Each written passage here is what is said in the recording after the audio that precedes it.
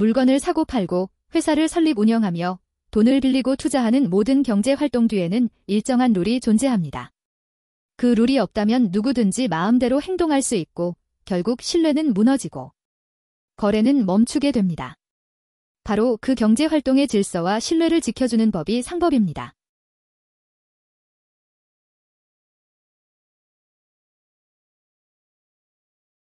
대한민국 상법은 총 6편으로 구성되어 있으며 각 편은 상업활동의 다양한 영역을 규율합니다. 제1편 총칙은 상법 전체의 기본 원칙을 다루며 상인과 상행위의 개념, 상호, 등기 등 기초적인 상사법 규정을 포함합니다. 이는 상법의 기초체계를 형성하는 부분으로 상법을 이해하기 위한 출발점이 됩니다. 제2편 상행위는 상인이 수행하는 다양한 거래 행위에 대한 특별 규정을 담고 있으며 상사매매, 중개, 운송 등 실무적으로 중요한 상거래 유형을 구체적으로 규율합니다. 상인의 경제활동과 직접 연결된 실천적인 내용이 중심입니다. 제3편 회사는 한명회사, 합자회사, 유한책임회사, 주식회사, 유한회사, 외국회사 등 다양한 형태의 법인기업을 다루며 회사의 설립, 운영, 조직, 대표, 주주나 사원의 권리와 의무, 해산과 합병 등 회사 운영 전반에 관한 법률 규정을 담고 있습니다. 제4편 보험은 손해보험, 인보험, 해상보험, 자동차보험, 보증보험 등 다양한 보험 제도를 포함하며 보험계약의 체결과 이행, 보험자와 피보험자의 권리와 의무, 보험금 지급 및 면책 조건 등 보험의 기본 원리와 실무를 규정합니다.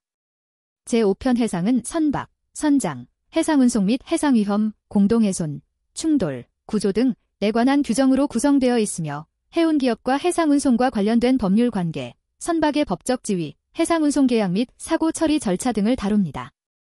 제6편 항공운송은 항공운송에 관한 특별 규정으로 항공화물, 여객, 수화물의 운송과 운송인의 책임 및 손해배상 한도 등에 대해 규율하고 있습니다. 항공산업과 관련된 법적 분쟁을 해결하기 위한 기준이 되는 규정들입니다.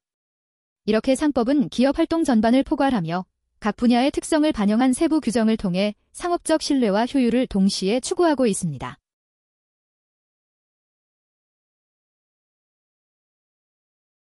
45번 문제입니다.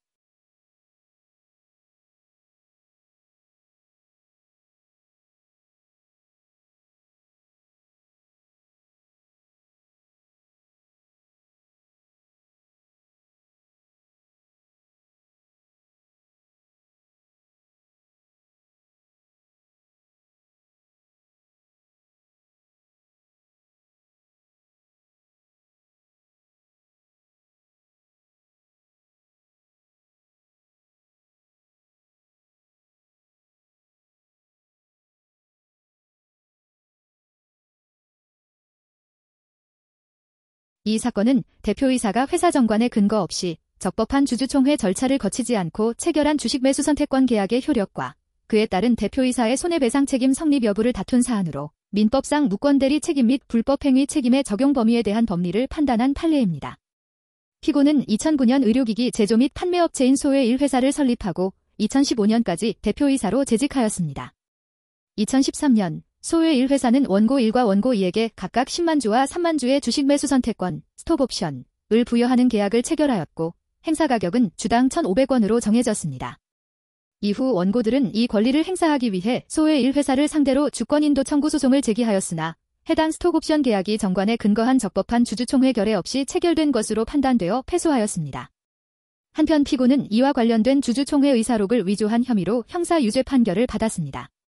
이에 원고들은 피고를 상대로 주의적으로는 민법 제135조에 따른 무권대리인 책임에 기초한 손해배상 청구를, 예비적으로는 민법 제750조 및 상법 제401조에 따른 불법행위 및 임무혜택 책임에 기초한 손해배상 청구를 제기하였습니다.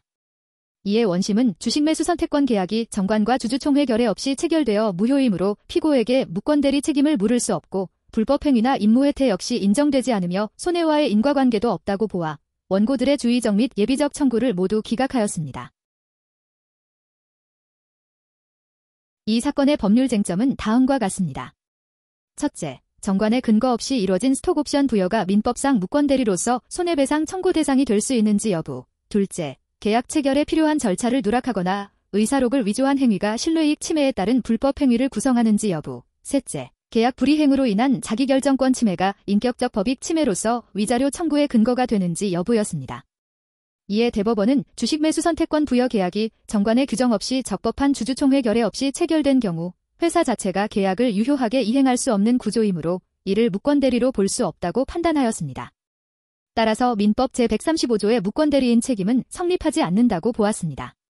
계약 체결에 필요한 절차를 누락하거나 의사록을 위조한 행위가 실뢰이익 침해에 따른 불법 행위에 해당하는지에 관하여 피고가 정관 변경과 주주총회 결의 등 계약 성립의 필수적인 절차를 고의로 누락하고 임시주주총회 의사록을 위조한 행위는 계약 교섭 단계에서의 정당한 기대를 침해한 불법 행위에 해당한다고 보았습니다.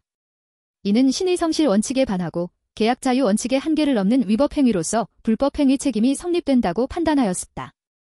계약 불이행으로 인한 자기결정권 침해가 인격적 법익 침해로서 위자료 청구의 근거가 되는지에 관하여 대법원은 스톡옵션 제도가 원고들에게 입사의 요인으로 작용했고 그로 인해 생긴 합리적인 기대와 근로 선택의 자기결정권이 침해되었다고 인정하였습니다.